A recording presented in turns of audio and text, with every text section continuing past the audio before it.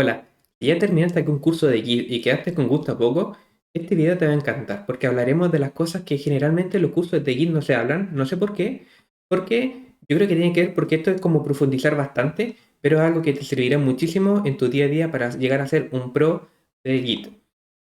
Profundizaremos como conceptos como los commit, el git diff, rm, reset, los tags, los pull requests, los merge, los rebates, cherry pick, el git flow y GitHub flow, ¿ya? Hablaremos de todo esto. Partamos entonces por los commit. Yo sé que tú sabes hacer un commit, pero por ejemplo, ¿conocías el comando git add -p? ¿Para qué sirve este? Bueno, este comando se creó para que tú en un archivo puedas decidir si es que quieres comitear todo el archivo o alguna parte de algún cambio que tú hayas hecho en el archivo. ¿Por qué? ¿Por qué existe este comando? Bueno, porque la buena práctica apuntan a que tú no deberías hacer un commit con muchos archivos. No es bueno un commit con muchas cosas, sino commits pequeños, varios commits, pero pequeños. Porque después la lectura se hace más sencilla, se hace mejor. También sobre la misma, los commits, por ejemplo, podemos ver aquí una página que es karmarunner.git.io. Es un proyecto donde ellos hablan sobre cómo ellos manejan Git. Porque un commit puede tener, por ejemplo, un nombre, por ejemplo, cambio en el login. Eso no te dice nada. Entonces debería haber, ¿verdad?, algún orden, alguna semántica, alguna nomenclatura para que se entienda mejor de qué se trata el commit, ¿ya? Aquí ellos proponen lo siguiente. El commit tiene un título, tiene un cuerpo y tiene un footer. Primero se debería añadir de qué se trata el commit, de qué tipo es. ¿Es un test? ¿Es un fix? ¿Un refactor? ¿Es un test? Entonces primero agregamos el tipo, después el scope, el ambiente y luego el mensaje. Después ponemos un body donde podemos ya explayarnos un poquito más. Y al final un footer, por ejemplo, si tú tomaste un ticket, puedes decir que se arregló tal ticket. Entonces después una persona cuando busque algo puede buscar por el ticket y le va a aparecer en el footer. Recordar que para ponerle por ejemplo, un cuerpo al body, el git commit -m va al subject -m y va a ir el body. O simplemente poner git commit enter y se abrirá, ¿verdad? En tu consola de comandos. Se abrirá un texto para que tú ahí puedas escribir el título, espacio, espacio y el cuerpo en el body. Otro comando que es importante es el amend. Git commit -m amend. ¿Para qué sirve? Sirve para cuando tú escribes, cuando tú haces un commit y no te gustó algo que pusiste en el commit o se te olvidó subir algún archivo, ¿para qué vas a subir un nuevo commit con lo que se te olvidó? Mejor escribes amend y lo que hace es que te permite rectificar el commit, el último commit que hiciste, ¿ya? Para poder cambiarle el nombre o poder subir algún archivo que se te haya quedado atrás. Súper. Pasemos al otro. Git diff. Git diff es un comando muy importante porque nos muestra la diferencia entre archivos, pero el archivo puede estar en distinto contexto. Por ejemplo, está el contexto del working directory, el contexto del staging area y el contexto del repositorio remoto local. Que el repositorio local, ¿ya? El git diff por sí solo lo que hará es mostrarte la diferencia entre lo que hay en el repositorio local y el working directory. O sea, tú antes de hacer git add, en el git diff head te muestra la diferencia de todo, de lo que hay en tu repositorio local, o sea, en el commit que hayas hecho, el staging area, o sea, cuando ya haces git add, y previo al git add, el working directory. Git diff-stage es el repositorio local, solo con el staging area. El git show, que es muy importante, te muestra la diferencia de el commit en el que estás y el anterior, ¿ya? Y git log-p es lo mismo que git show, pero con más detalle. Generalmente aquí los comandos que más utilizan es git diff head, git show y git diff en el nombre de la rama, por ejemplo, future 1. Y lo que hará es mostrarte el commit el último commit, obviamente, de la rama remota, con lo que tú tengas en el staging area y working directory. Aquí yo puse un asterisco, no sé, en la diapositiva, en que hace referencia a que en tu consola de comando deberías de manejar algunos alias. Por ejemplo, el alias que te permite ver tus ramas de una manera ordenada, más bonita. Y también hay un comando muy bueno que en... Aquí está. Que es diffwords, por ejemplo, así le puso el alias, que lo que hace es que te muestra las diferencias, pero no una línea por una línea, sino que como la palabra. Por ejemplo, aquí se ve que se eliminó constant fruit y se agregó constant great fruits, pero gracias a este comando tú puedes ver la línea, así como sale rojito lo que se eliminó y lo verde, pero la palabra, porque a veces en los commits de la diferencia hay como en un salto de línea o una tilde, pero se pinta todo rojo. Entonces uno tiene que buscar bien cuál es la diferencia, porque está como todo en rojo o en verde. En cambio, este comando ayuda a poder ver bien cuál fue la letra o la palabra que se cambió. Así que es una ayuda muy útil. Siguiente, git rm y git reset. El git reset tiene que entender de que siempre va a funcionar a nivel de el repositorio local. ¿Ya? Cuando se habla de reset es repositorio local.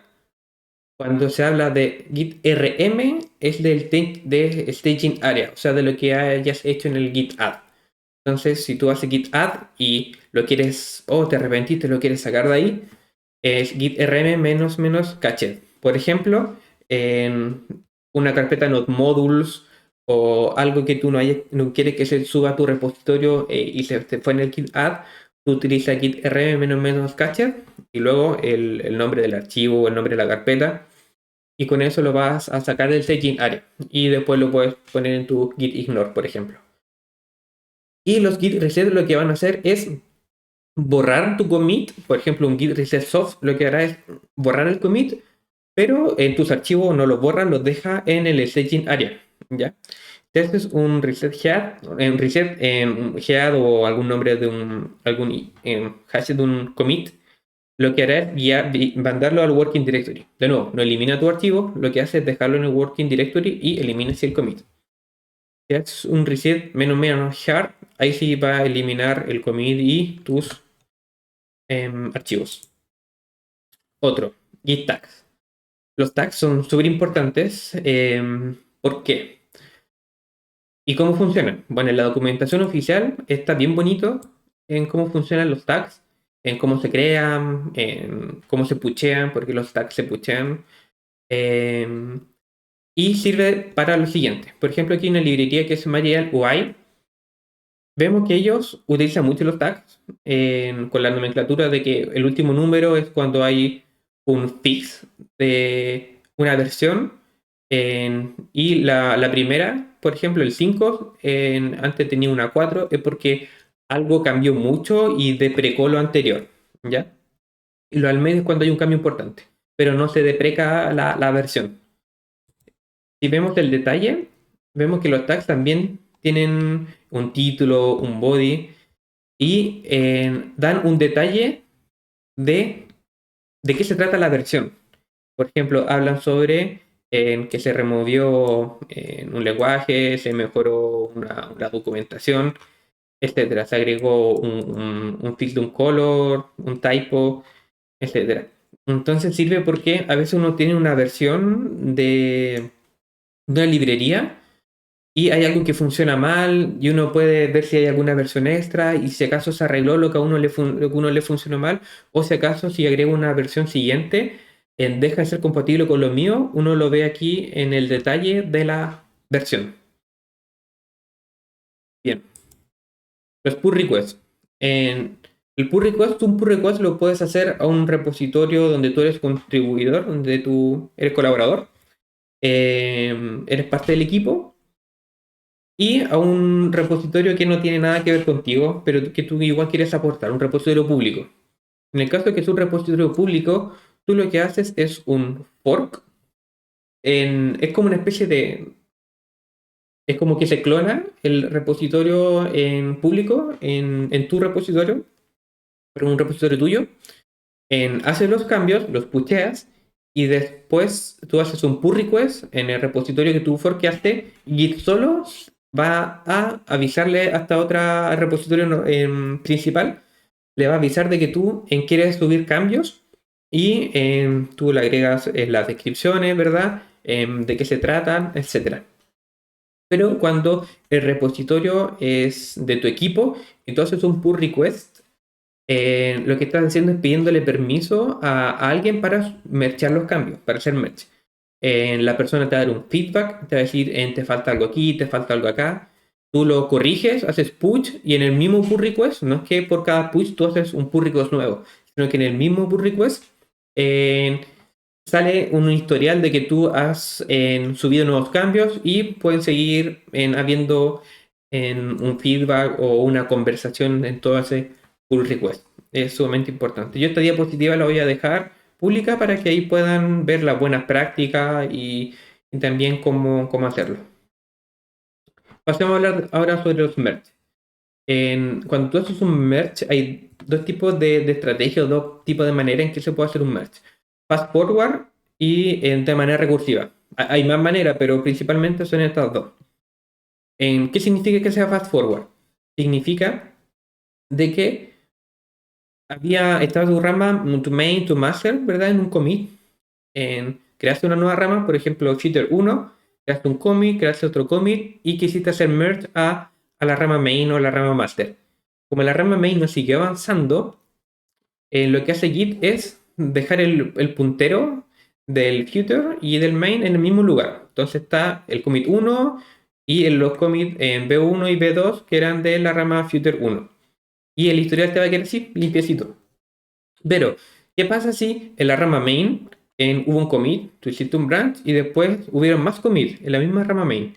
Y en la rama future obviamente hubo algún commit y tú quisiste hacer merge. Lo que va a pasar es de que vas a tener que ponerle una descripción al merge y ese merge al final termina siendo un commit, ¿ya? Con el nombre que tú le hayas puesto. Y en el historial se va a ver reflejado así, en el A1, el A2, el A3 y después el commit del merge, ¿ya?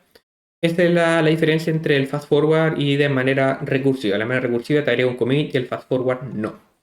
Y a nivel del historial se va a ver distinto. Bien, aquí también hay una lectura para que lo puedas revisar.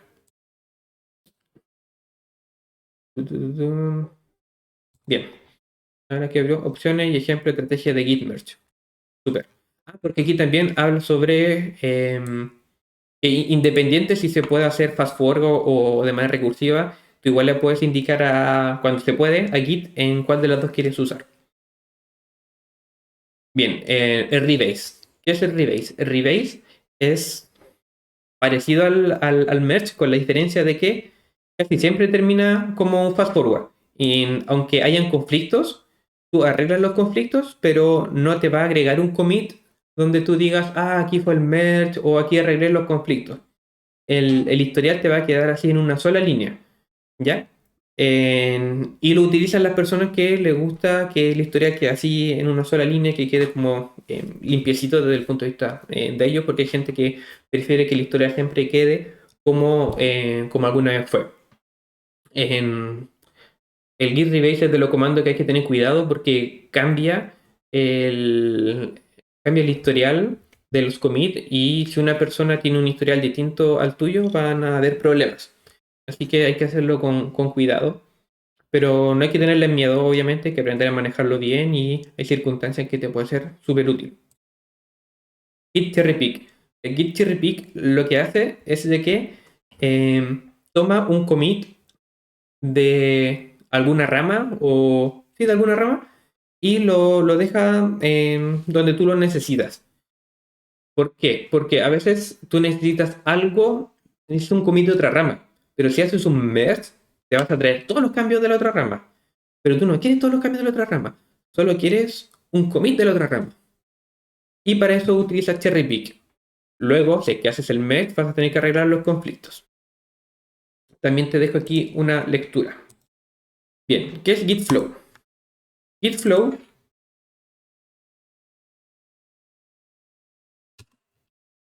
ahí está. Gitflow te dice cómo tú deberías ordenar en Git en tu equipo, ya te lo propone. Te dice de que hay 5 tipos de ramas: la master, hosting, release, develop y las ramas futures, ¿ya? 5 tipos de ramas. Entonces, en Gitflow propone de que lo primero, obviamente, es la rama master cuando inicializamos el proyecto. De ahí tú abres una nueva rama que es la rama develop. Y aquí tú empiezas a lanzar los features, las funcionalidades. Y aquí es donde tú desarrollas las funcionalidades. Todos los desarrolladores levantan funcionalidades de la rama feature. Y cuando una funcionalidad, cuando se termina, se hace merge a la rama develop. Y cuando se quiere lanzar, por ejemplo, a producción, se arma una rama release. ¿Ya? En la rama release, tú ahí revisas de que todo esté bien para enviar a master y subir a producción. Si es que hay algo que en la rama release que no sé, hay algún bug, tú lo que haces es seguir en la rama release hasta que logras levantar una versión a master. Tienes que también recordar de que si arreglas algo en la rama release, después tienes que hacer merge a la rama develop para que la rama develop también tenga el fix que se hizo en la rama release. ¿Por qué eso es así? Porque puede ser de que tú quieras enviar a master, pero ¿qué pasa si, por ejemplo, no utilizas la rama release y solo existe la rama develop? Lo que va a pasar es que tú aquí vas a hacer, por ejemplo, imagínate un merge a master, pero después los desarrolladores siguieron avanzando, ¿ya? Y después aquí tú quieres hacer un fix. Después cuando quieras hacer un merge, vas a subirte cambios que quizás tú no sepas. Entonces la rama release sirve para decir, ok, hasta aquí, hasta estas funcionalidades yo quiero subir. La rama develop puede seguir avanzando, pero la rama release lo que hace es decirte, ok, hasta aquí yo quiero llegar y aquí si hay algo que hay que arreglar, lo arreglo aquí. Y no me mezclo con funcionalidad futura. En la rama hosting sirve para cuando tú en master te das cuenta que hay un error. Si en master te das cuenta que hay un error, tú levantas una rama hosting, lo arreglas y si está todo bien, lo puchas, lo mercheas de nuevo a master. Este flujo de trabajo que propone Gitflow, ¿ya? Hay otro flujo de trabajo que es GitHub Flow. GitHub Flow propone que haya una rama master y la rama future. Esto conversa mejor con integración continua. Lo que sí es que tú necesitas tener un fuerte equipo que te permita tener muchas pruebas, muchos tests, porque es un poco arriesgado dependiendo si es que tienes o no Automatization Tester para poder hacer un deploy limpiecito, ¿ya? Estos chicos, estos han sido los conceptos. Como les mencioné, les voy a dejar la diapositiva para que puedan ir estudiándola. Y si hay algo que no entendieron muy bien, es importante que refuercen eso para que se sientan más cómodos en el uso completo de Git. Eso, hasta la próxima.